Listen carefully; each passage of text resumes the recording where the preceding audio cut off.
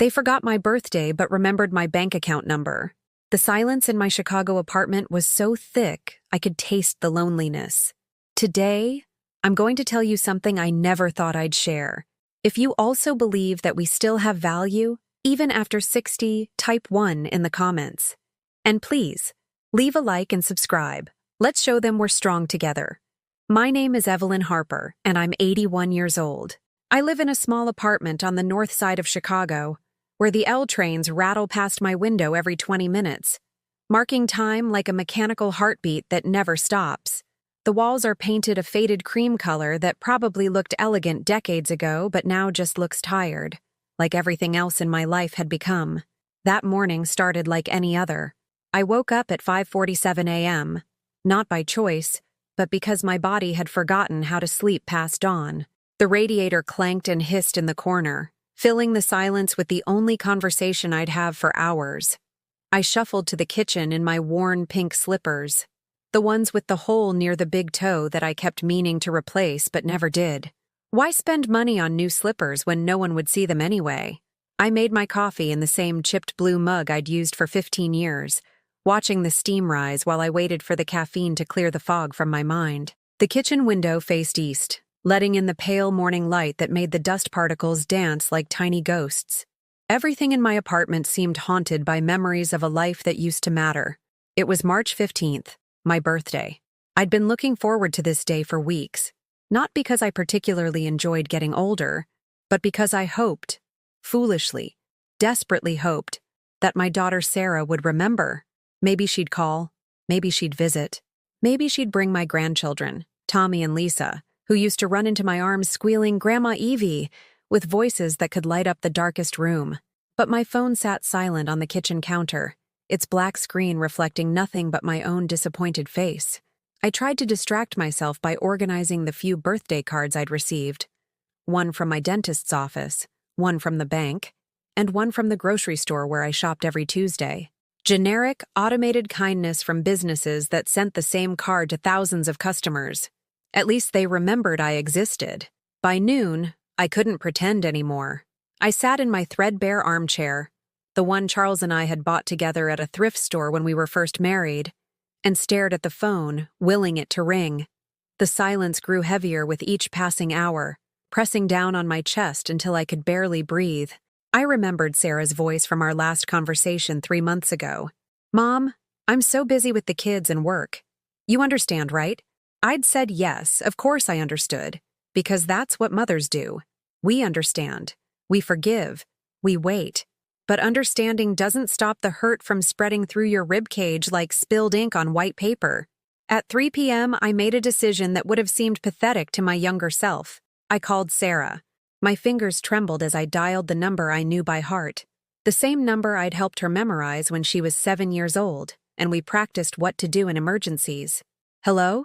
Her voice was distracted, distant. "Hi, sweetheart. It's Mom."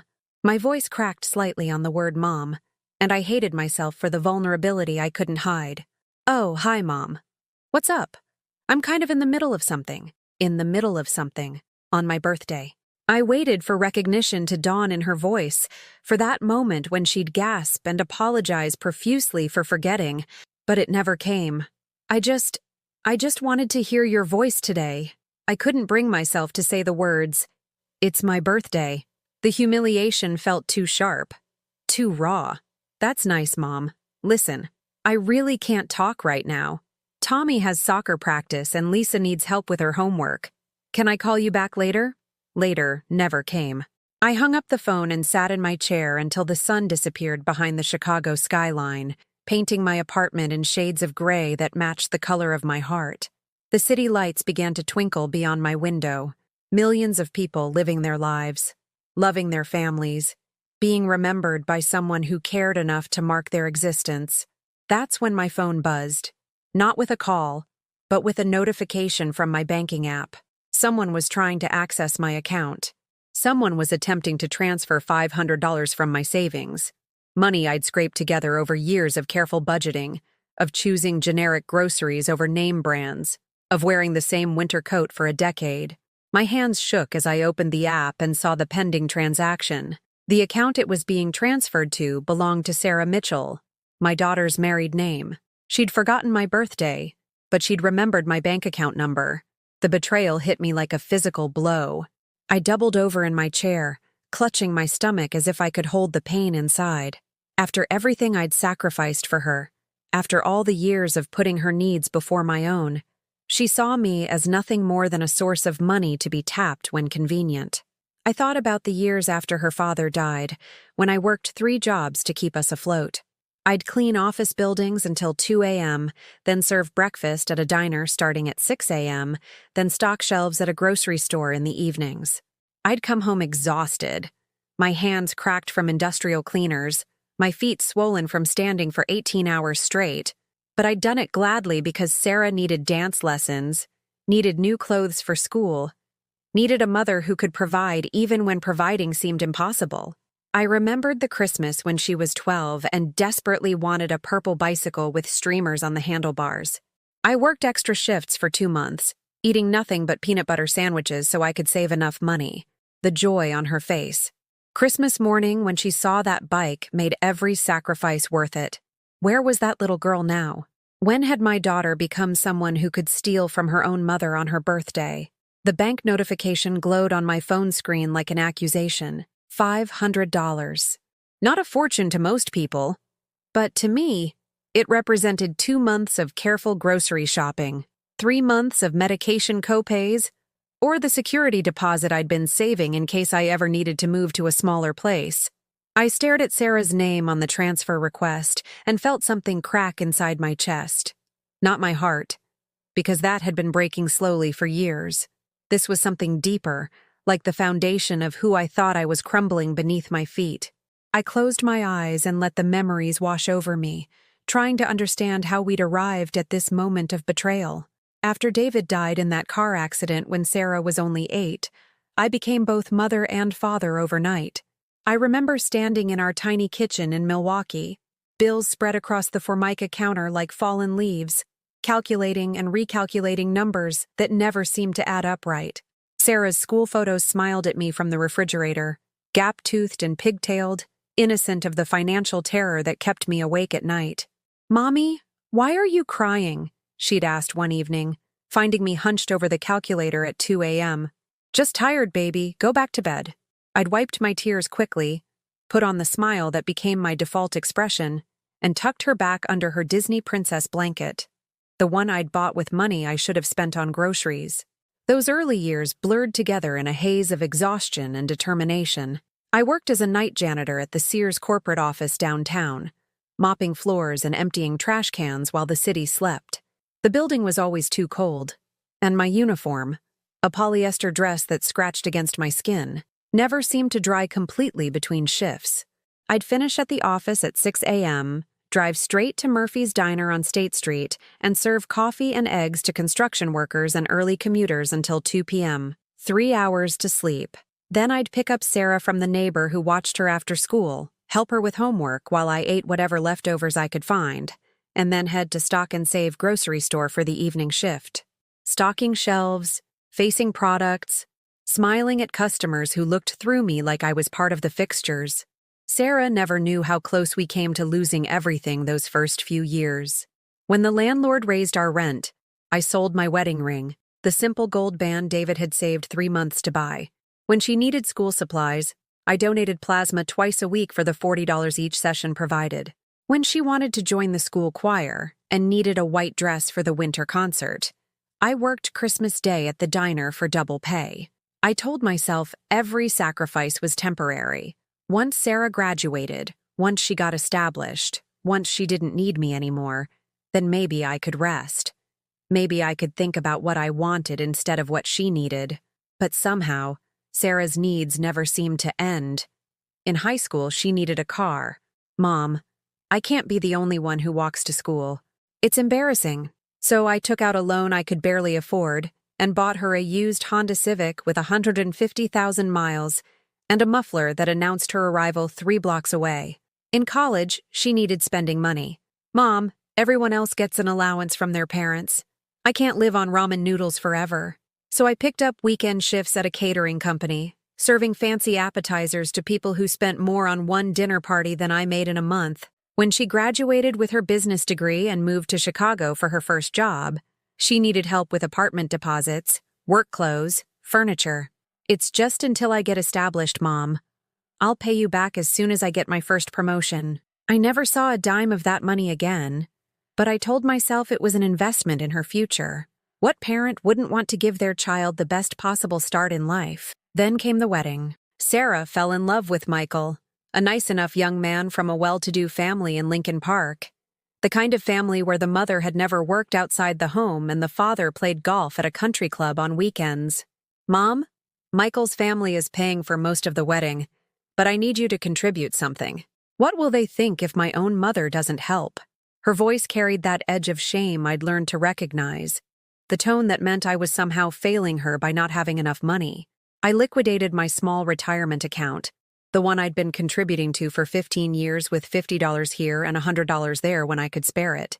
$7,000 that became Sarah's contribution to flowers and photography, ensuring she wouldn't be embarrassed in front of her new family.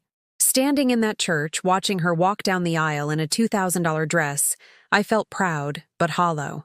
I was wearing the same navy blue dress I'd worn to my own mother's funeral 5 years earlier, but Sarah looked radiant. That's what mattered, I told myself. That's what love looked like. Making sure the people you care about never feel the pinch of want that had defined so much of my own life. After the wedding, the requests became more frequent, but somehow less formal. A text message asking if I could help out with the car payment when Michael's company downsized and he took a temporary pay cut. A phone call explaining that the baby was coming and they needed to buy a crib, stroller, all the things new parents needed. An email with a link to a GoFundMe page she'd created for Tommy's preschool tuition. Each request came with an implied urgency, a suggestion that I was their only option, their final safety net. "Mom, you know we wouldn't ask if we had anywhere else to turn." But I noticed they never mentioned cutting back on their own expenses. The dinners out, the weekend trips to Wisconsin, the new clothes that appeared in their Facebook photos. When I met Charles at the senior center 3 years ago, I thought maybe, finally, someone would take care of me for a change. He was a retired electrician with kind eyes and gentle hands, a widower who understood the particular loneliness of losing a spouse too young. We'd sit in the center's small garden, sharing stories and comfortable silences. Two people who'd spent decades caring for others and wondering what it might feel like to be cared for in return. Our courtship was sweet and unhurried. Charles brought me flowers, not expensive roses, but daisies from his own garden. He held doors and asked about my day and listened to my answers like they mattered. When he proposed, kneeling carefully on his arthritic knees in that same garden where we'd spent so many afternoons, I cried tears of relief as much as joy. Sarah seemed genuinely happy for me. "Oh, Mom, I'm so glad you found someone. You deserve to be happy." She hugged me at the small wedding ceremony we held at the courthouse, and for a moment, I felt like I had my daughter back, the little girl who used to tell me I was the best mommy in the whole world. Charles had a small house in Rogers Park. Nothing fancy but clean and well-maintained. After years of cramped apartments and borrowed furniture, walking into a place that belonged to someone who wanted to share it with me felt like stepping into a fairy tale. He'd cleared space in his closet for my clothes, bought a chair that matched his recliner so we could sit together watching the evening news. For 6 months, I experienced something I'd almost forgotten existed: peace. Charles made coffee in the mornings and didn't expect me to serve it to him. He cooked dinner sometimes and didn't consider it a favor he was doing me. He asked about my day and waited for the answer. He held my hand while we watched television and didn't need anything from me except my company. But Sarah's needs didn't pause for my happiness. "Mom, I hate to ask, but could you and Charles help us out with the down payment on a house? The market is so competitive right now, and we need to make a strong offer." She called on a Tuesday evening while Charles and I were working a crossword puzzle together, our reading glasses perched on our noses, debating whether optimistic fit in 7 across. The amount she needed was more than I'd ever had at one time: $15,000. Charles looked at me across the kitchen table, his expression gentle but concerned. "Evie, that's most of my savings. Are you sure this is something we should take on?" I should have listened to him. I should have told Sarah that newlyweds needed to figure out their own finances, that I'd already given enough, that I deserved to keep some security for my own old age. Instead, I heard myself saying, "She's my only child, Charles. If we don't help her, who will?" The check we wrote cleaned out most of Charles's retirement savings and what little I had left in my own account. But Sarah was so grateful, so loving in her thanks. "You're the best mom in the world," she said, hugging me tight. "I don't know what I'd do without you." Was I used? The question whispered itself in my mind as I sat in my empty apartment, staring at that bank notification. Had every "I love you, Mom" been calculated? Every hug a transaction? I declined the transfer request with trembling fingers and set my phone aside, but the damage was already done. The betrayal had planted a seed of doubt that began growing with terrifying speed, spreading through my memories like poison through water. Over the following weeks, I started noticing things I'd trained myself to ignore. Small cruelties disguised as care. Moments of manipulation wrapped in the language of love. It started with the birthday calls that never came. Not just mine. I realized Sarah hadn't acknowledged my birthday in 3 years. But she never forgot to call when she needed something. The pattern was so clear now that I'd finally allowed myself to see it. 2 weeks after my forgotten birthday, my phone rang at 7 a.m. Sarah's voice was bright, energetic, the tone she used when she wanted something. "Hi, Mom. How are you feeling? I was thinking about you yesterday." Thinking about me. Not enough to remember my birthday, but enough to soften me up for whatever request was coming. "I'm fine, sweetheart."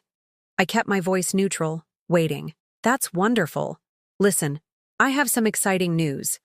Tommy made the traveling soccer team. Isn't that amazing?" "That's very nice, dear. The thing is, it's expensive. The fees, the equipment, the travel costs.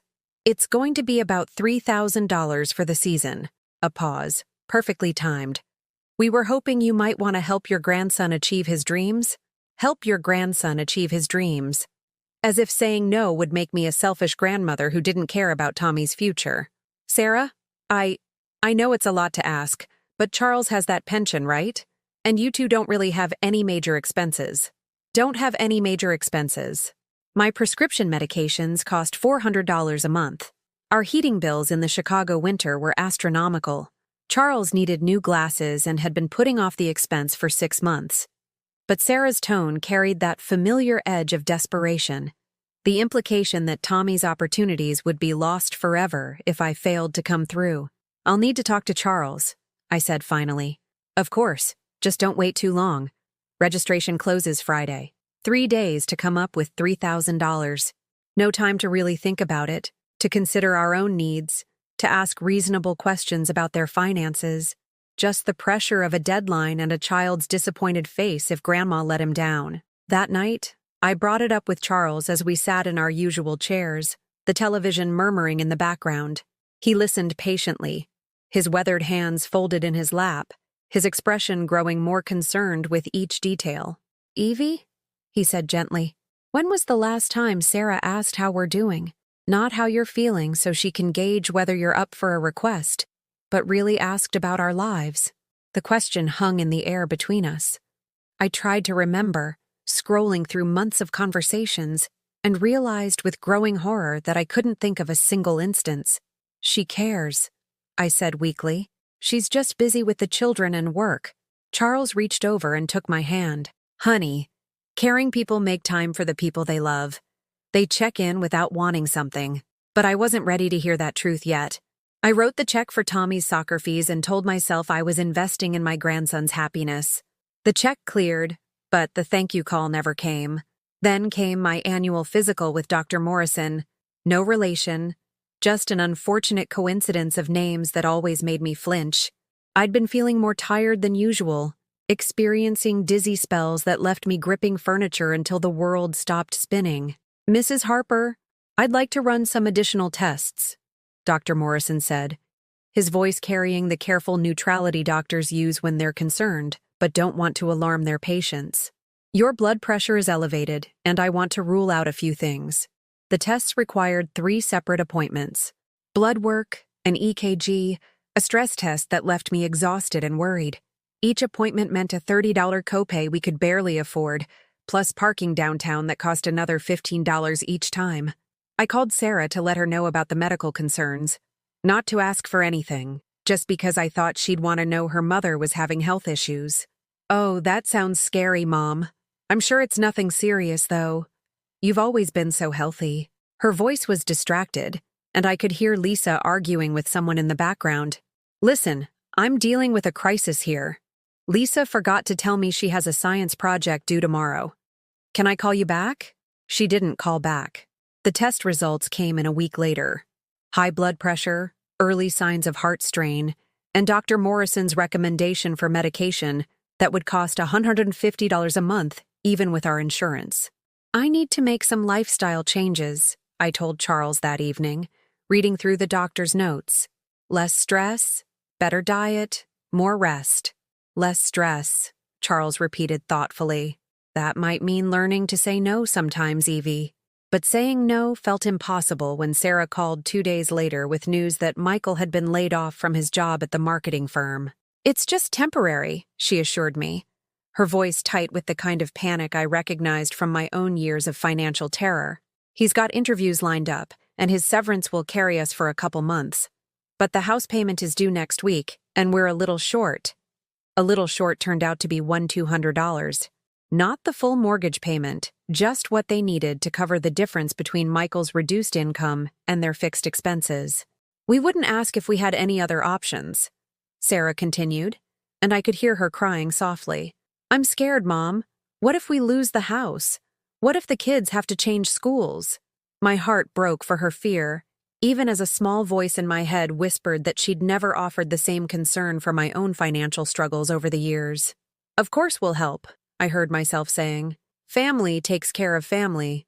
Charles's expression when I told him was carefully neutral, but I saw something die in his eyes. Not anger, disappointment. The look of a man who'd begun to understand that his wife's love for her daughter would always come before their own security.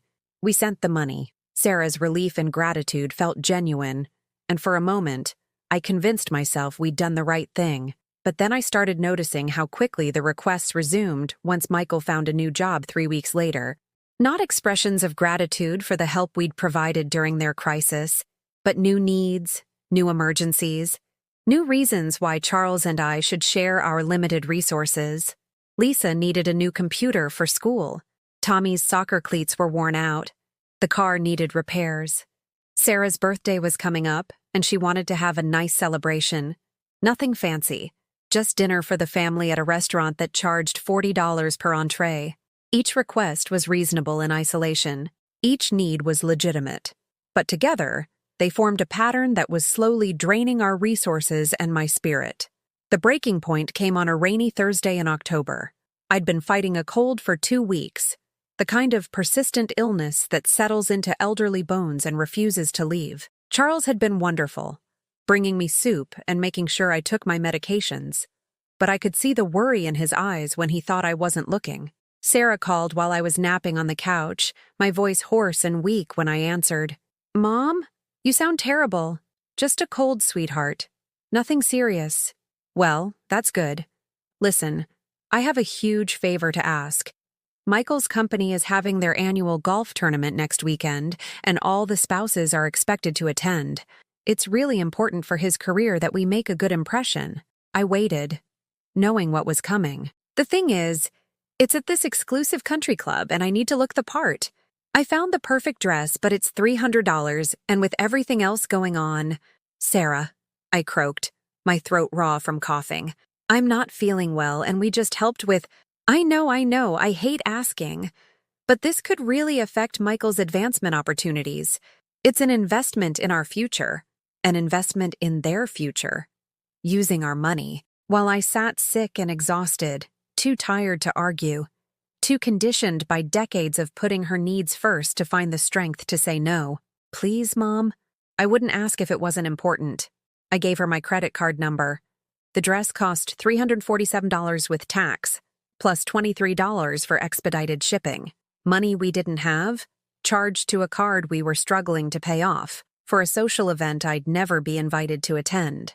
That night, as Charles helped me to bed, I caught sight of myself in the bathroom mirror. The woman looking back at me was pale, thin, worn down by years of giving pieces of herself away until there was barely anything left. "Charles," I whispered as he pulled the blankets up to my chin, "do you think Sarah loves me?" He was quiet for a long moment, his hand stroking my gray hair with infinite tenderness. "I think Sarah loves what you do for her," he said finally. "But I'm not sure she loves who you are." The truth of his words hit me like a physical blow. All those years of sacrifice, all those times I'd chosen her needs over my own, and what I'd bought wasn't her love. It was her expectation that I would continue to diminish myself for her benefit. Lying there in the dark, listening to the rain against our bedroom window and Charles's steady breathing beside me, I began to understand something terrible. I had taught my daughter that my value was measured by my usefulness. And now, as that usefulness became harder to maintain, I was discovering how little was left underneath. Charles's words echoed in my mind for days. "I think Sarah loves what you do for her, but I'm not sure she loves who you are." The truth of it settled into my bones like winter cold, impossible to shake. For the first time in decades, when Sarah called the following week, I didn't answer immediately. I let it ring 4 times while I gathered the courage to face whatever new crisis would require my financial intervention. "Mom? Thank God you picked up." Her voice was breathless, dramatic. "We have an emergency." An emergency. The word she'd learned could unlock my wallet faster than any key. "What's wrong?" I asked, but my voice lacked the automatic concern that usually colored my responses to her calls. "Lisa fell off her bike and we had to take her to urgent care. She's fine, just a sprained wrist. But you know how expensive medical bills are. The copay was $200, and they want to do follow-up x-rays next week." I waited for her to continue, but she seemed to expect my immediate offer to help. "That's terrible that she got hurt," I said carefully. "Is she in pain?" "She's okay now, but Mom, we can't afford these medical bills on top of everything else. Michael's new job doesn't have the same insurance benefits as his old one." Still, I didn't offer. The silence stretched between us, uncomfortable and unfamiliar. "Mom, are you there?" "I'm here. I'm just thinking." "Thinking about what?" "Lisa is your granddaughter. She's hurt." The guilt trip was so automatic, so practiced, that I almost fell for it. Almost. But something in me had shifted after Charles's observation. I found myself analyzing Sarah's words instead of simply reacting to them. "Sarah, how much are you and Michael spending on entertainment each month?" "What?" The question clearly caught her off guard. "Your Facebook posts show dinners out, movies, weekend trips to Wisconsin. I'm wondering if maybe you could redirect some of that spending toward Lisa's medical care." The silence on the other end was deafening. "I can't believe you're saying this," Sarah finally whispered. "My daughter is hurt, and you're lecturing me about our spending." "I'm not lecturing. I'm suggesting that maybe it's time for you and Michael to handle your own family's expenses." "Our own family?" Her voice rose to a pitch I hadn't heard since she was a teenager. "You're our family too, Mom. That's what families do. They help each other." "When was the last time you helped me, Sarah?" The question hung in the air like smoke. I heard her breathing on the other end, fast and shallow. What do you mean? I check on you all the time. You call when you need money. That's not the same thing." "That's not fair, Mom. I'm busy with work and the kids. You know that." "I've been busy my entire adult life, Sarah. I was busy when I worked 3 jobs to pay for your dance lessons. I was busy when I donated plasma to buy your prom dress. But I still made time to care about your life, not just what you could do for me." I heard her sharp intake of breath. "I can't believe you're throwing my childhood in my face. I never asked you to sacrifice everything for me. You didn't have to ask. That's what mothers do. But I'm starting to wonder what daughters are supposed to do in return. This is unbelievable. Charles has really gotten to you, hasn't he? He's turned you against your own daughter." And there it was. The deflection. The attempt to blame someone else for my growing awareness of how one-sided our relationship had become. Charles didn't turn me against anyone, Sarah. He just helped me see what was already there. She hung up on me. I sat holding the phone for a long time afterward, my hands shaking not from fear, but from something that felt like liberation. For the first time in my adult life, I had set a boundary with my daughter. I had said no. Charles found me in the kitchen an hour later, staring at my untouched cup of tea. "How do you feel?" he asked gently. "Scared," I admitted. "And guilty. And—" I searched for the right word. "Free." He squeezed my shoulder. "That's normal, Evie. You've been carrying the weight of that relationship for so long, you forgot what it felt like to put it down." But the freedom was short-lived. Over the next few days, Sarah launched a campaign that was both subtle and devastating. First came the text messages from Tommy. "Grandma, are you mad at Mom? She's been crying a lot." Then Lisa called, her 8-year-old voice small and confused. "Grandma Evie, Mommy says you don't want to help with my doctor visits anymore. Are you mad at me?" The children. Sarah was using her own children as weapons, turning them into messengers of guilt and manipulation. When I tried to call Sarah to address this directly, she didn't answer. When I called the house line, Michael picked up. "Hi, Evelyn. Sarah's not available right now. She's pretty upset about your conversation the other day." "Michael, she's involving the children in our disagreement. That's not fair to them. Look, I don't want to get in the middle of this, but Sarah's just trying to protect the kids. They don't understand why their grandmother suddenly doesn't want to help their family anymore. Suddenly doesn't want to help. As if 30 years of financial support could be erased by one conversation where I'd asked them to take responsibility for their own choices. Michael, I've given you and Sarah over $50,000 in the past 5 years. I've never asked for anything in return except love and respect. I don't think that's unreasonable. 50,000? His voice carried genuine surprise. Sarah said you'd helped us out a few times, but 50,000? The down payment on your house was 15,000. The wedding contribution was 7,000. Tommy's preschool, Lisa's medical bills, your car repairs, Sarah's clothes, vacation money, emergency funds. I listed them off, item by item, realizing as I spoke that I'd never actually tallied the total before. Michael was quiet for a long moment. I didn't realize it was that much. I need to ask you something, Michael, and I need you to be honest with me." "Okay. Does Sarah talk about me when I'm not around?" Another pause. Longer this time. "Evelyn, I think maybe you should have this conversation with Sarah directly." But his tone told me everything I needed to know. There were conversations about me, and they weren't kind. That evening, Charles and I were watching the news when my phone buzzed with a text from a number I didn't recognize. "This is Jennifer Walsh, Sarah's friend from work. I thought you should know that Sarah has been telling people you're becoming senile and difficult. She says she's worried about your mental state." My blood turned to ice. Senile. Difficult. The words every elderly person fears, because once that narrative takes hold, nothing you say or do can be trusted anymore. I showed the text to Charles, whose face darkened as he read. "Evie, that's elder abuse. She's trying to discredit you, so no one will believe you if you try to stop her financial manipulation. But surely no one would believe. Honey, she's your daughter. People assume family members are looking out for each other. If she says you're becoming confused, why would they question it?" I thought about all the times Sarah had visited over the past year, how she'd spoken to me like I was a child who couldn't quite understand complex topics, how she'd repeated information as if I'd forgotten it, even when I hadn't, how she'd exchanged glances with Michael when I'd asked questions about their finances.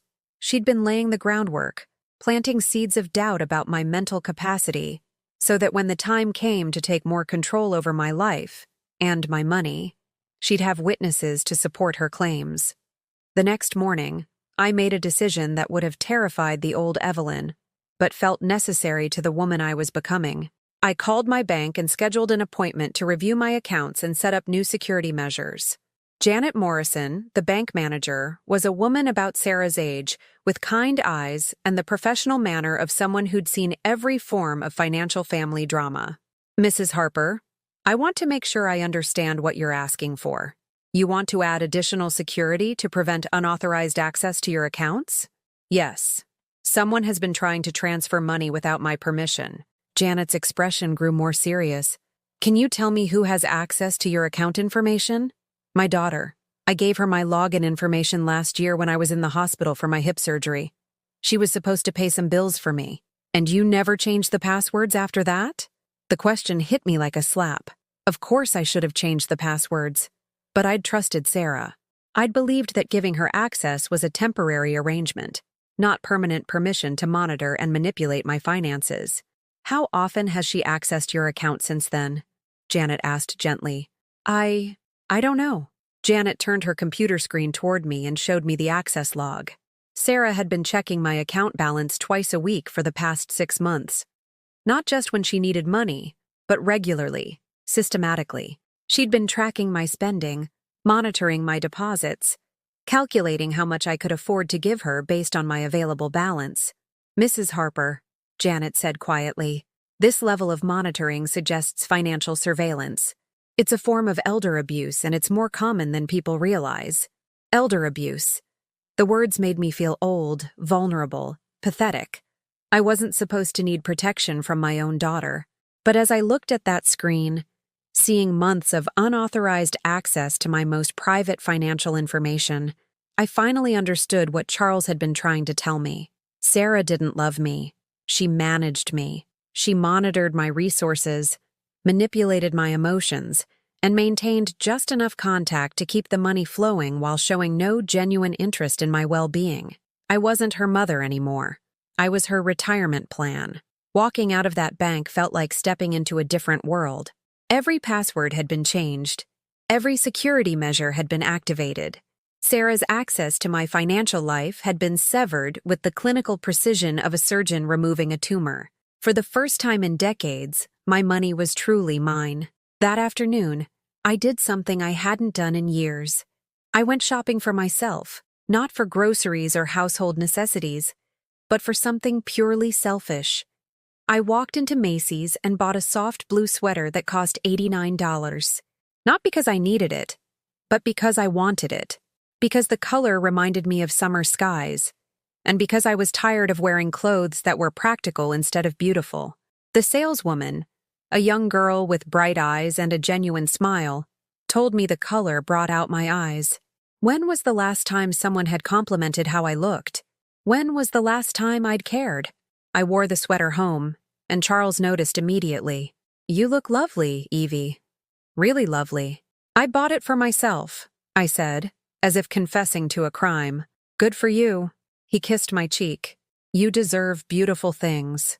That evening, we ordered Chinese takeout and watched an old movie, something we'd never done before because I'd always felt guilty spending money on restaurant food when I could cook at home for less. The lo mein was probably too salty, and the egg rolls were definitely reheated. But it tasted like freedom. I went to bed that night feeling lighter than I had in years. No one could access my accounts. No one could monitor my spending. No one could calculate how much I could afford to give away based on my balance. But freedom, I discovered, comes with a price. The next morning, my phone started ringing at 6 a.m. Mom, what did you do? Sarah's voice was sharp, panicked. I can't access your bank account anymore. I changed the passwords. My voice was calmer than I felt. Why would you do that? What if there's an emergency? What if you need help managing your finances? Sarah, you've been checking my account twice a week for 6 months. That's not helping. That's spying. Spying? Her voice rose to a shriek. I'm your daughter. I was making sure you weren't being taken advantage of by scammers or Charles. The accusation hung in the air like smoke. She was trying to reframe her surveillance as protection, her manipulation as maternal concern. Charles has never asked me for a penny, I said quietly. Can you say the same? This is insane, Mom. You're acting paranoid and irrational. I think we need to have a serious conversation about your mental health. There it was. The threat Janet Morrison had warned me about. If I didn't comply, if I didn't return to my role as the family ATM, Sarah would question my competency. My mental health is fine, Sarah. In fact, it's better than it's been in years. I hung up before she could respond. The calls continued throughout the day. Sarah, Michael, even Tommy called. His young voice carefully coached. Grandma, Mom says you're sick and might need to go to a special place to get better. I don't want you to go away. A special place. Sarah was already planting the idea of assisted living or memory care in her children's minds, preparing them for the narrative that Grandma was too confused to manage her own affairs. But I wasn't confused. For the first time in decades, I was thinking clearly. That afternoon, I made another call that would have been unthinkable just weeks earlier. I scheduled an appointment with Dr. Roberts, a geriatric psychiatrist recommended by Dr. Morrison. I want to document my mental competency, I told his receptionist. I want official medical records stating that I'm capable of making my own decisions. The appointment was scheduled for the following week, but Sarah couldn't wait that long. 2 days after I'd changed my passwords, she showed up at our door unannounced.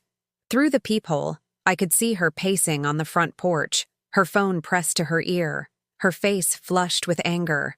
Charles squeezed my hand. You don't have to let her in, Evie. She's my daughter.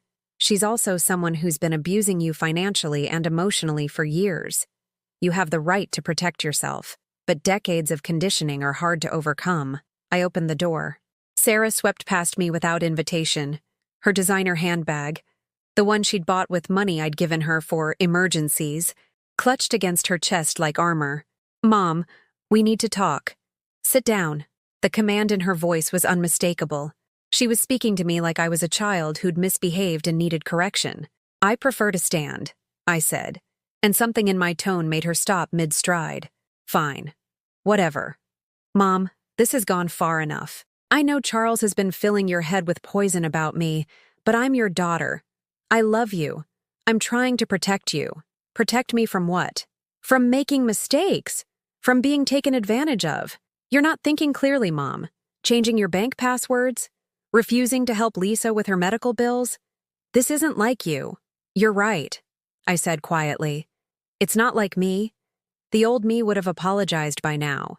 The old me would have given you the new passwords and begged your forgiveness for daring to control my own money. Sarah's expression shifted, confusion replacing anger. This wasn't going according to her script. I don't understand what's happened to you, she said. And for a moment, her voice cracked with what might have been genuine emotion. You used to care about us. You used to want to help your family. I used to think that being useful was the same as being loved. And the words hit their target. Sarah flinched as if I'd slapped her. That's not fair, Mom. I do love you. When was the last time you asked me about my day without wanting something? Silence. When was the last time you called just to hear my voice? More silence. When was the last time you visited without needing money or a favor? Sarah's mouth opened and closed like a fish out of water. She couldn't answer because the answer was never, and we both knew it. I think, I said gently, you love the idea of me. You love having a mother who will solve your problems and fund your lifestyle. But I don't think you love me. How can you say that? Tears appeared in her eyes, but they felt calculated, theatrical. After everything I've done for you? What have you done for me, Sarah? The question stopped her cold. I watched her mentally scramble through our relationship, looking for examples of her generosity, her care, her love that didn't involve my money or services. I call you. I check on you. You call when you need money. That's not the same thing. I worry about you. You worry about your access to my resources. That's different from worrying about my happiness or health. Charles stepped closer to me, his presence a steady reminder that I wasn't alone in this confrontation. Sarah's gaze shifted to him, her expression hardening. This is your fault. You've brainwashed her against her own family. Sarah, Charles said calmly, I haven't said anything to your mother that you haven't already shown her through your actions. My actions? My actions have been loving and caring? Your actions have been manipulative and exploitative, Charles interrupted, his voice still gentle but firm. You've treated your mother like a bank account with emotions. How dare you? Sarah's mask finally slipped completely, revealing the fury underneath. You've known her for 3 years. I'm her daughter. I've loved her my whole life. Have you? I asked softly. Because love isn't just a feeling, Sarah. It's a behavior. And your behavior toward me has been selfish and cruel. She stared at me as if I'd grown a second head. In her world, mothers didn't set boundaries. Mothers didn't demand respect. Mothers certainly didn't call their children selfish and cruel. I can't believe this, she whispered. My own mother, choosing a stranger over her own family. I'm not choosing anyone over anyone else, I said. I'm choosing myself for the first time in my life. Sarah grabbed her purse and headed for the door. then turned back with one final weapon. Fine. If this is how you want it, don't expect to see your grandchildren anymore. Don't expect birthday calls or holiday visits. Don't expect anything from us. The threat was supposed to bring me to my knees, supposed to make me realize that my rebellion would cost me everything I held dear. Instead, I felt something unexpected. Relief. Okay, I said simply. Sarah's face went white. Okay? If seeing my grandchildren requires me to fund your lifestyle and accept your abuse, then okay. I'll miss them, but I won't buy their love anymore. For a moment, Sarah looked genuinely shocked. Then the shock transformed into something ugly and vindictive. You'll regret this, Mom. When you're old and alone and no one cares about you, you'll remember this conversation. She slammed the door so hard the windows rattled. Charles put his arms around me and I let myself cry. Not from sadness, but from exhaustion. 40 years of carrying the weight of an ungrateful child had finally come to an end. That night, I slept deeper than I had in months. No anxiety about the next request for money. No guilt about disappointing my daughter. No fear about what crisis would require my immediate financial intervention. Just peace. The next morning, I woke up to silence. My phone wasn't ringing with demands or emergencies. No one needed anything from me. For the first time in decades, my day belonged entirely to me. I made coffee in my favorite mug. Not the chipped one I'd been using for years, but the pretty blue one Charles had bought me for Christmas that I'd been saving for special occasions. Every day I was free was a special occasion. The silence lasted exactly 1 week.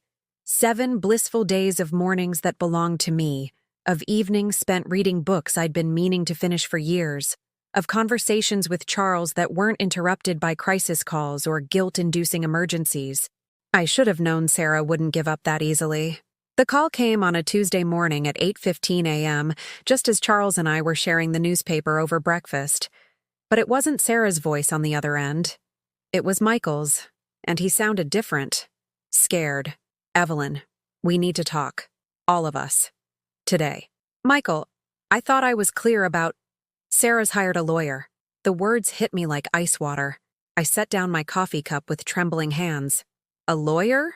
She's going to try to have you declared incompetent. She's been collecting evidence, talking to people, building a case that you're not capable of managing your own affairs anymore. The room started spinning. After everything we'd been through, after all the boundaries I'd finally learned to set, Sarah was going nuclear. What kind of evidence? My voice sounded far away, even to myself. Phone calls with neighbors saying you've been acting strange. Doctor visits where she claims you were confused about your medications. The bank manager from 2 years ago who remembers you being uncertain about some transaction details. Each item felt like a nail in a coffin I didn't even know was being built around me. Michael, none of that is true. I'm not confused. I'm not incompetent. I know. His voice was quiet, ashamed. But Evelyn, lawyers can make anything sound convincing, especially when it comes to elderly people. And Sarah, she's very determined. Why are you telling me this? A long pause. Because I can't be part of this anymore. What she's doing is wrong, and I won't watch her destroy you to get what she wants. That afternoon, I sat in Dr. Roberts' office while he conducted the most thorough mental health evaluation of my life. For 3 hours, he tested my memory, my reasoning, my ability to manage complex decisions. He asked about my relationship with Sarah, about the financial abuse, about my recent choices to set boundaries. Mrs. Harper, he said finally, his voice gentle but firm, you are not only competent, you're demonstrating healthier decision-making patterns than you have in years. What you've described isn't mental decline, it's personal growth. He handed me a thick folder. This is a comprehensive psychiatric evaluation documenting your full mental capacity. Keep this safe. You're going to need it. 2 days later, the ambush came. I was watering the small herb garden Charles had helped me plant on our back porch when I heard voices at the front door. Multiple voices, all talking at once with the kind of urgent intensity that meant trouble.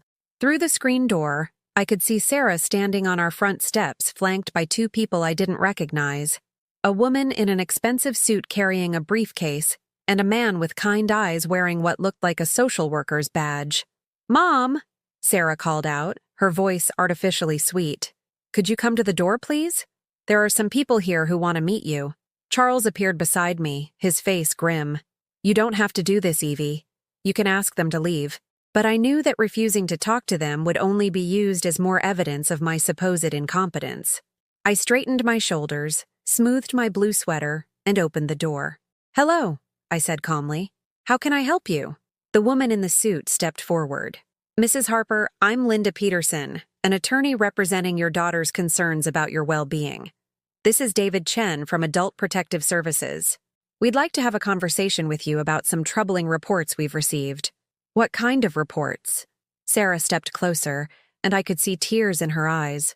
Real ones this time, or at least convincing enough to fool strangers. "Mom, I'm worried about you. You've been acting so differently lately. Changing your bank passwords, refusing to help family members, making impulsive purchases. The blue sweater I'd bought for myself was now evidence of mental instability. "You've been isolating yourself from family," Linda Peterson continued, consulting notes on a tablet. "Your daughter says you've become suspicious and paranoid, that you're being influenced by," she glanced at Charles, "outside parties who may not have your best interests at heart." "I see." I looked at each of them in turn, these strangers who had come to judge my capacity to live my own life based on the word of a daughter who'd been financially abusing me for years. "Would you like to come in? I think this conversation requires more space than my front porch can provide."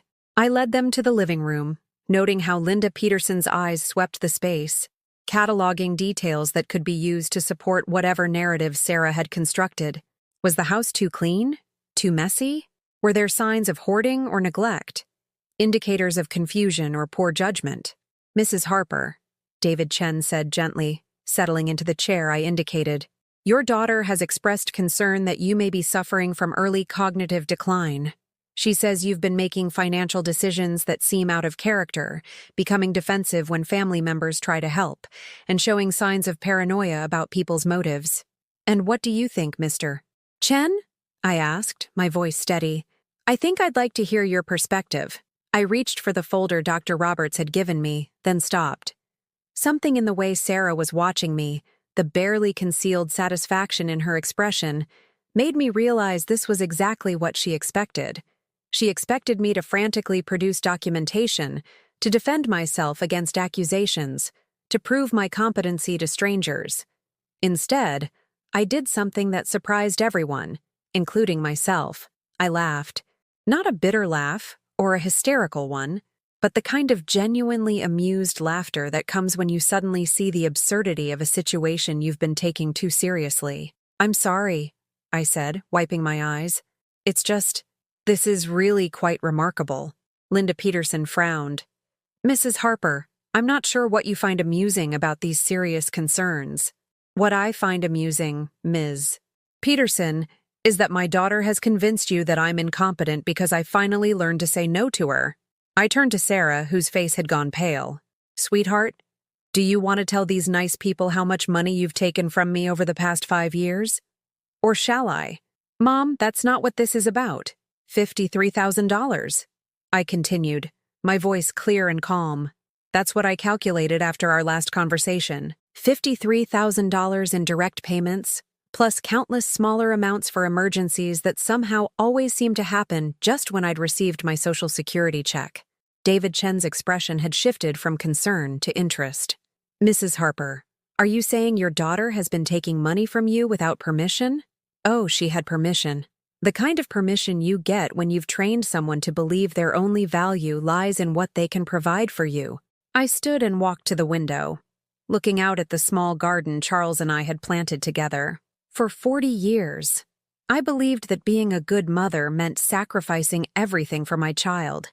I gave Sarah money I couldn't afford, made excuses for behavior I should have confronted, and accepted treatment I would never tolerate from anyone else. "Mrs. Harper," Linda Peterson interjected, "your daughter is concerned that you're being manipulated by your current husband." "Charles has never asked me for a penny," I said, turning back to face them. "In the 3 years we've been married, he's contributed more to my well-being than Sarah has in the past decade. He's encouraged me to value myself, to set boundaries, to stop accepting emotional and financial abuse. The word abuse hung in the air like a bomb. That's a very serious accusation, David Chen said quietly. It's a very serious situation. I returned to my chair and folded my hands in my lap. Mr. Chen, Ms. Peterson, you've come here because my daughter told you I'm incompetent. But incompetent people don't systematically document financial abuse. They don't proactively seek psychiatric evaluations to confirm their mental capacity. They don't calmly explain their decision-making process to strangers who've come to question their judgment.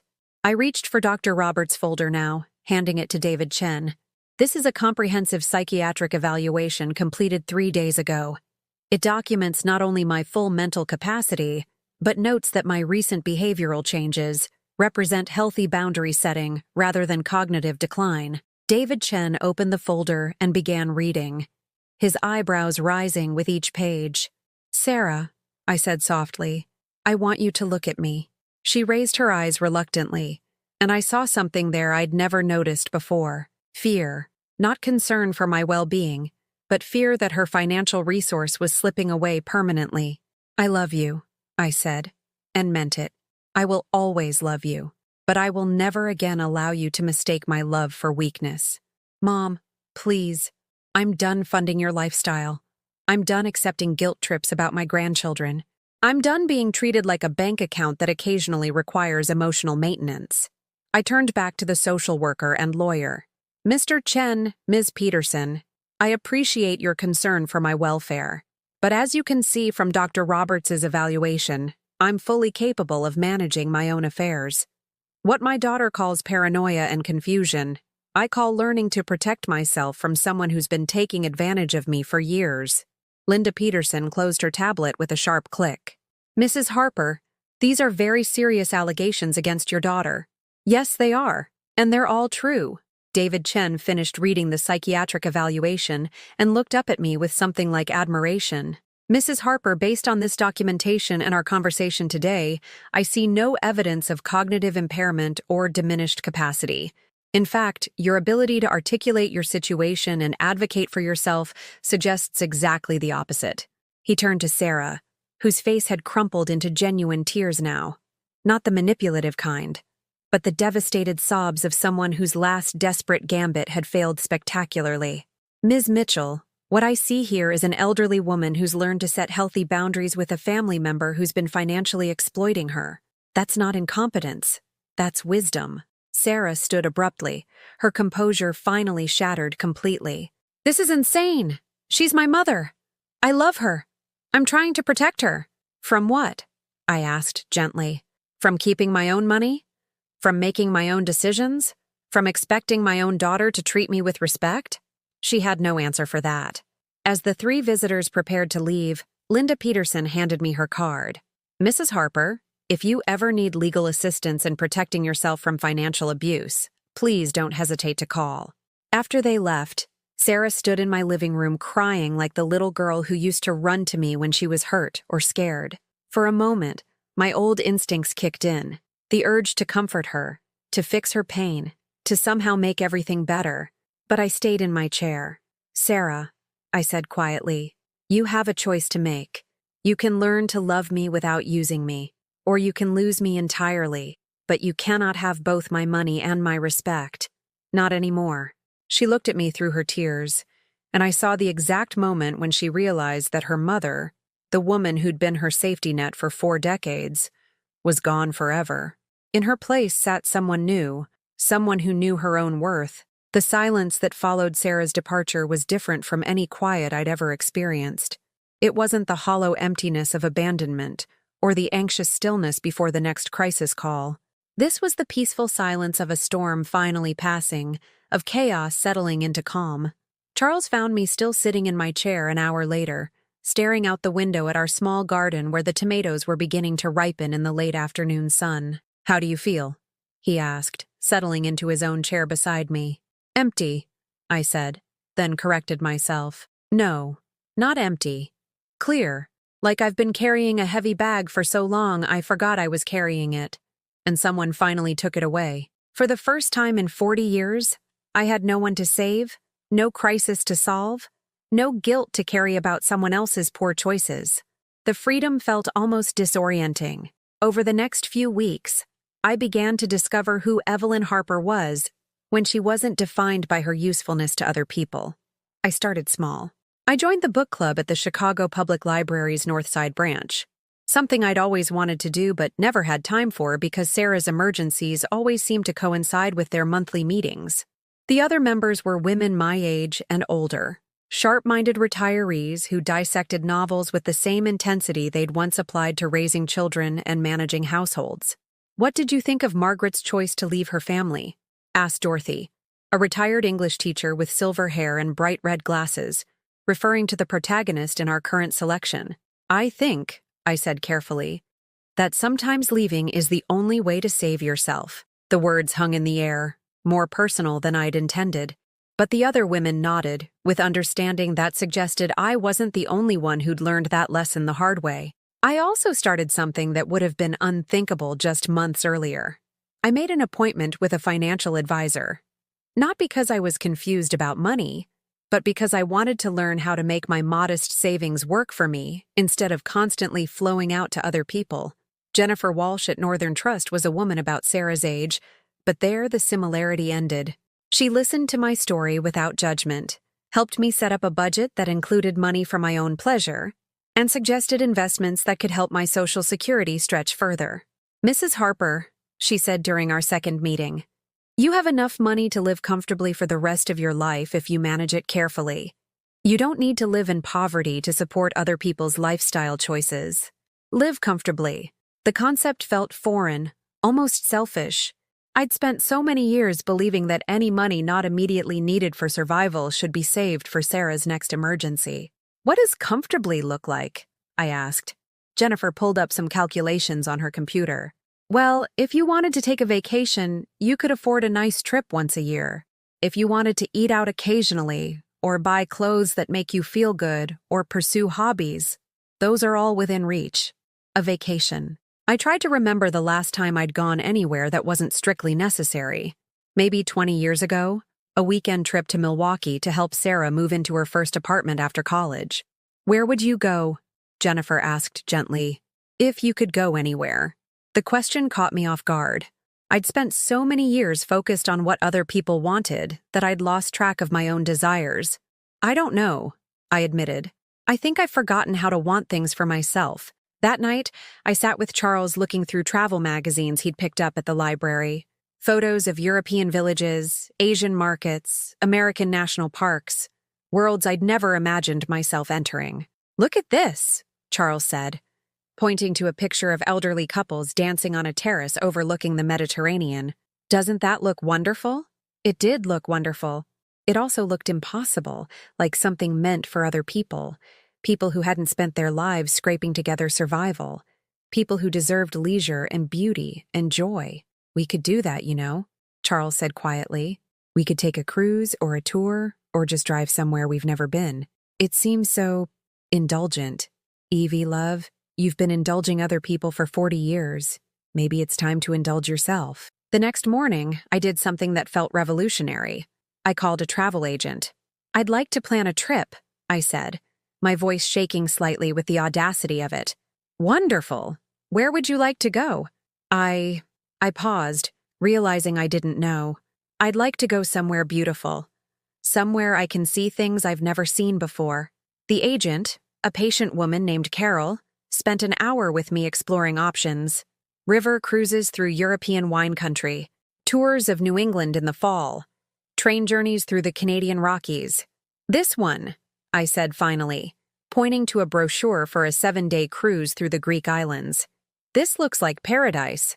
The trip cost $2,800 for Charles and me, more money than I'd ever spent on anything that wasn't a necessity. But Jennifer Walsh had assured me I could afford it. And for the first time in my life, I decided to trust that I deserved something beautiful. While we waited for our departure date, I made other changes that surprised me with their simplicity. I started wearing lipstick again, something I'd abandoned years ago because Sarah always commented that it was too much for someone my age. I bought flowers for our kitchen table every week, bright bouquets that served no purpose except to make me smile. I also began saying yes to invitations I would have automatically declined before. Dorothy from book club invited me to a classical concert at Symphony Center. Instead of my usual excuse about the expense, I bought tickets for Charles and me. Sitting in that magnificent hall, listening to Beethoven's Ninth Symphony wash over an audience that included people of all ages, I felt something I'd almost forgotten existed. Pure joy. Not the complicated satisfaction of helping someone else, not the relief of solving a crisis, but simple, uncomplicated happiness. During intermission, a woman about Sarah's age sitting near us struck up a conversation. "Isn't this wonderful?" she said, gesturing toward the stage. "I try to come several times each season. Music feeds the soul, don't you think?" I nodded, then found myself saying, "This is my first time in 20 years. "Oh, how lovely. What made you decide to come back?" The question was casual, friendly, but it touched something deep. "I finally decided I was worth it," I said. The woman smiled. "Good for you. It's never too late to remember who you are." As we prepared for our Greek cruise, I realized she was right. At 81, I was remembering who I was, or perhaps discovering it for the first time. 3 weeks before our departure, Sarah called. I saw her name on my phone and felt the familiar tightness in my chest, the automatic anxiety that had conditioned me for decades. But this time, instead of answering immediately, I let it ring. She left a voicemail. "Mom, it's me. I've been thinking about everything that happened. I know you're angry and maybe you have a right to be. Michael thinks I need to apologize, so I'm sorry. I'm sorry if I made you feel used or unappreciated. That was never my intention. If I made you feel used, as though my feelings were a misunderstanding rather than a response to her actions. I miss you, Mom. The kids ask about you all the time. Tommy keeps asking when Grandma Evie is going to come to his soccer games again. I don't know what to tell him." The guilt trip was subtle but unmistakable. My absence was hurting innocent children. I was the one causing pain by refusing to resume my role as the family's financial safety net. "I think maybe we could work something out. Maybe we could set up some kind of arrangement where you help us when we really need it, but with better communication, more transparency, better communication, more transparency, code words for a more organized system of extraction, a more palatable way to continue using me while acknowledging my concerns. I know Charles probably doesn't want you to call me back, but you're my mom. You've always been there for me. I'm hoping you still will be." I deleted the message without finishing it.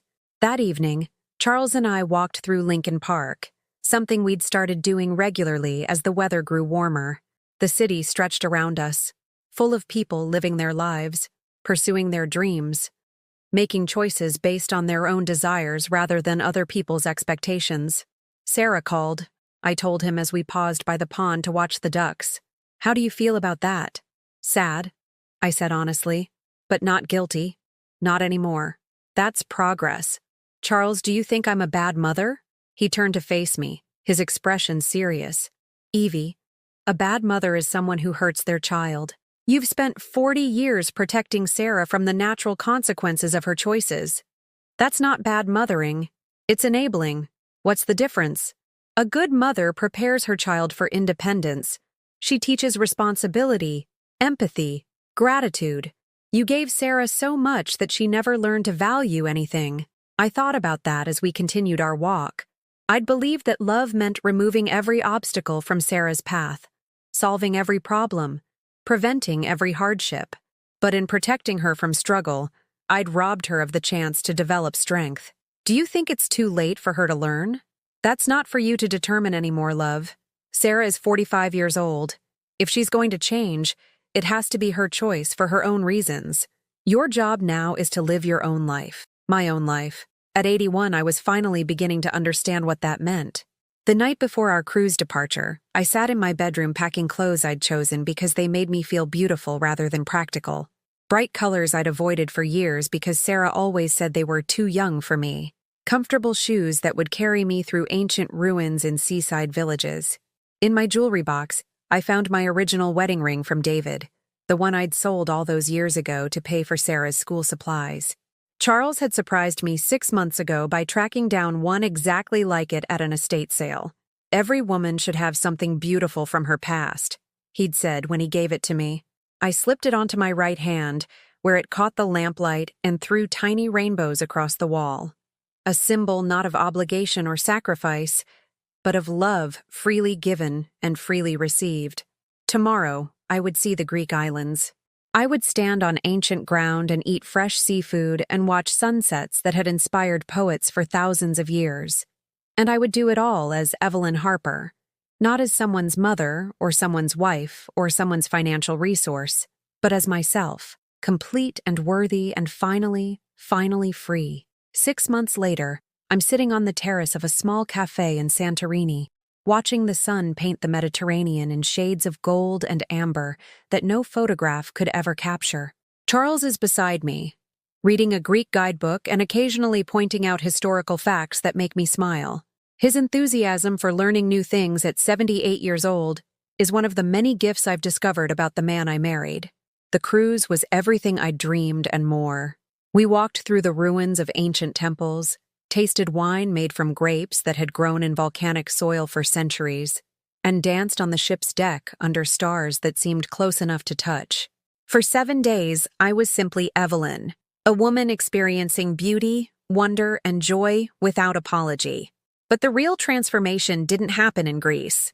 It happened in the months after I returned, when I began building a life based on my own values instead of other people's expectations. I think about Sarah sometimes, usually when I'm doing something she would have criticized or questioned. Like last week, when I bought an easel and art supplies and signed up for a watercolor class at the community center.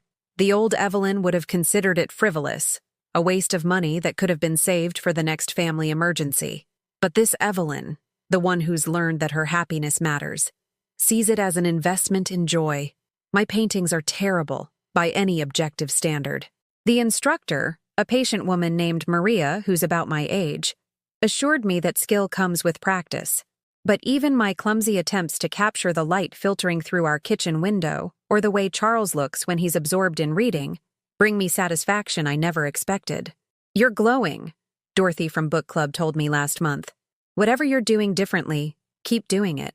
What I'm doing differently is living for myself. Not in a selfish way. I still care about other people, still contribute to charities and help neighbors when they need it. But I've learned the difference between helping and enabling, between generosity and exploitation. Last month, I received a birthday card from Tommy. Inside, in his careful 10-year-old handwriting, he'd written, "Dear Grandma Evie, I miss you. Mom says you're not talking to us anymore, but I hope you're happy wherever you are. Love, Tommy." The card broke my heart and healed it at the same time. Tommy was innocent in all of this. A child caught between his mother's manipulation and his grandmother's self-preservation. But I couldn't save him from Sarah's choices any more than I could save Sarah from herself. I sent him a card back, along with a children's book about Greek mythology and a note. "Dear Tommy, I love you very much.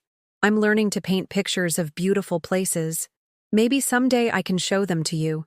Love always, Grandma Evie." I didn't include money. I didn't offer to pay for soccer fees or school expenses.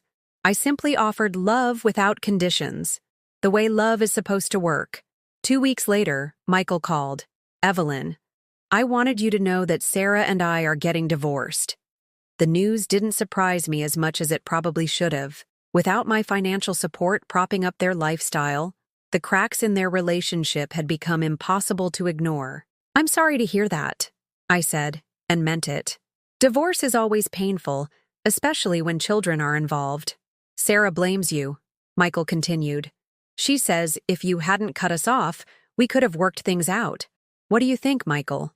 A long pause. "I think we've been living beyond our means for years, and your money just made it easier to avoid dealing with our problems.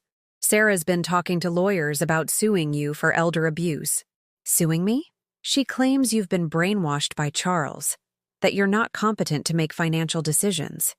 She wants access to your accounts reinstated." I felt a flicker of the old fear, then remembered Dr. Roberts' evaluation and the strength I'd found in standing up to her manipulation before. "Michael, I have extensive documentation of my mental competency.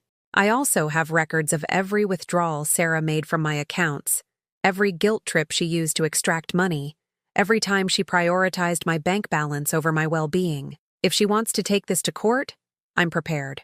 I don't think it will come to that. Her lawyer was pretty clear about the weakness of her case, especially after what happened with Adult Protective Services. After we hung up, I realized I wasn't angry or hurt by Sarah's latest attempt to control me. I felt something closer to pity. She was so convinced that her problems stemmed from my refusal to fund her lifestyle that she couldn't see the real issues destroying her marriage and alienating her children. That afternoon, Charles and I went to the farmer's market, something that's become our Saturday tradition. We buy fresh vegetables, artisanal bread, and flowers that I arrange in vases throughout our house. Simple pleasures that I once would have considered wasteful extravagances. At the flower stand, I found myself standing next to a woman about Sarah's age who was arguing with her teenage daughter about the cost of the bouquet the girl wanted. $25 for flowers that will be dead in a week? The mother was saying. That's ridiculous. We can get perfectly good ones at the grocery store for $8. But Mom, these are so much prettier, and it's for my room. I just want something beautiful. Beauty is a luxury we can't afford right now. Maybe when I get my promotion. I watched this exchange with recognition and sadness. The mother was teaching her daughter that beauty was conditional, that her desires for something lovely were secondary to practical concerns. The same lesson I'd learned from my own mother and unconsciously passed on to Sarah. Without thinking, I approached them. "Excuse me," I said to the mother. I couldn't help overhearing. "Would you allow me to buy those flowers for your daughter?" Both women stared at me in surprise. "That's very kind," the mother said carefully. "But we couldn't accept." "Please," I interrupted gently. "I'm 81 years old, and I've learned that life is too short not to surround ourselves with beauty when we can. Consider it a gift from someone who wishes she'd learned that lesson sooner." The teenager's face lit up with joy as I handed the vendor $25 and passed her the bouquet. The mother's eyes filled with tears. "Thank you," she whispered.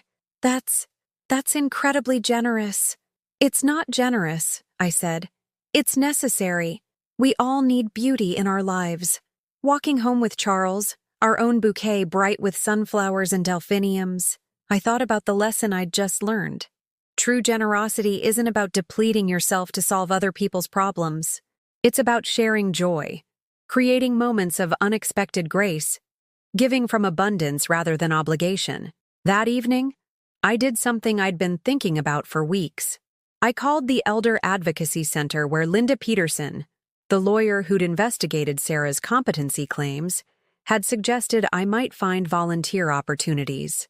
"I'd like to help other seniors who are being financially abused by family members," I told the coordinator. "I have some experience with the situation." "That would be wonderful, Mrs. Harper. We desperately need advocates who understand what our clients are going through. Starting next month, I'll be trained as a peer counselor, someone who can sit with frightened elderly people and say, 'I understand. I've been where you are. And I can tell you that it's possible to protect yourself without losing your dignity or your capacity for love.' The work will be heartbreaking and rewarding in equal measure, but it will give meaning to my experience, transform my pain into purpose. Tonight, as I write this final chapter of my story, I can hear Charles humming in the kitchen while he makes our evening tea. The sound fills our house with contentment, a soundtrack to the peaceful life we've built together. My phone sits silent on the table beside me. No emergency calls, no guilt trips, no desperate requests for money I can't afford to give. The silence used to terrify me. If no one needed me, what was my value? Now I understand that my worth isn't measured by my usefulness to others. I am Evelyn Harper. I am 81 years old. I paint terrible watercolors and read wonderful books and travel to places that take my breath away. I love my husband and miss my grandchildren and feel compassion for the daughter who lost her way somewhere between childhood and adulthood.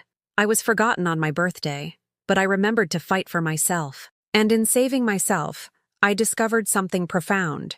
It's never too late to become the person you were meant to be. The woman I am now, the one who buys flowers for strangers and plans trips to beautiful places and refuses to accept abuse disguised as love, she was always there, waiting underneath years of conditioning and sacrifice and misguided devotion. All she needed was permission to exist. If you're listening to this story and recognizing yourself in my struggles, I want you to know something. You are not too old to change. You are not too invested in broken relationships to walk away. You are not too guilty about past choices to make better ones today. Your story doesn't end with being used or overlooked or taken for granted. Your story ends with you remembering who you are. Have you ever felt invisible in your own family, valued only for what you could provide rather than who you are? Drop a comment and share your experience. You're not alone in this struggle. If this story touched your heart, please like this video and subscribe to our channel. Together, we can make sure this message reaches someone who desperately needs to hear it today.